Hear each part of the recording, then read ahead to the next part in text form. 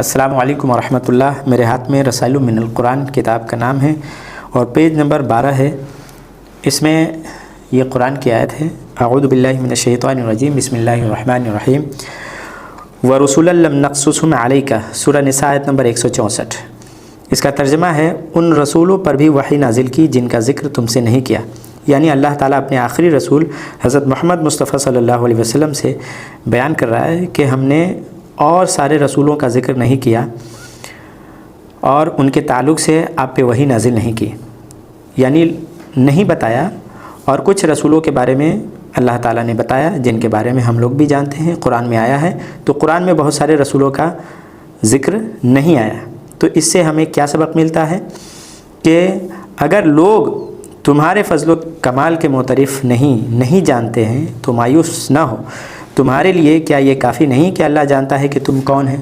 جس طرح اللہ تعالیٰ نے بہت سارے رسولوں کے بارے میں نہیں بتایا کہ کون کون رسول تھے، تو کیا ان کے بارے میں ہم نہیں جانتے ہیں تو کیا ہمارے نہ جاننے سے ان کا مرتبہ کم جائے گا اللہ کے نزدیک؟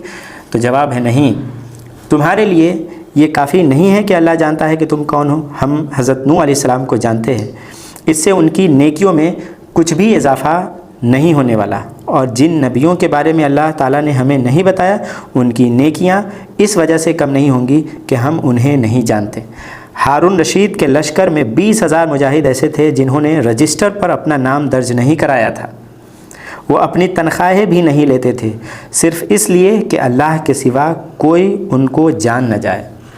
آگے صائب بن اقرع نے حضرت عمر بن خطاب رضی اللہ تعالیٰ عنہ کی خدمت میں معرکہ نہاوند میں شہید ہونے والوں کی خبر پہنچائے۔ انہوں نے کچھ بڑے اور معروف افراد کے نام گنائے اور پھر کہا، اور بھی بہت سے لوگ ہیں، عام لوگ جن کو امیر المومنین نہیں جانتے۔ یہ سن کر حضرت عمر رضی اللہ تعالیٰ عنہ رو پڑے اور فرمایا، ان کو اس بات سے ذرہ برابر بھی نقصان نہیں پہنچنے والا کہ عمر انہیں نہیں جانتا۔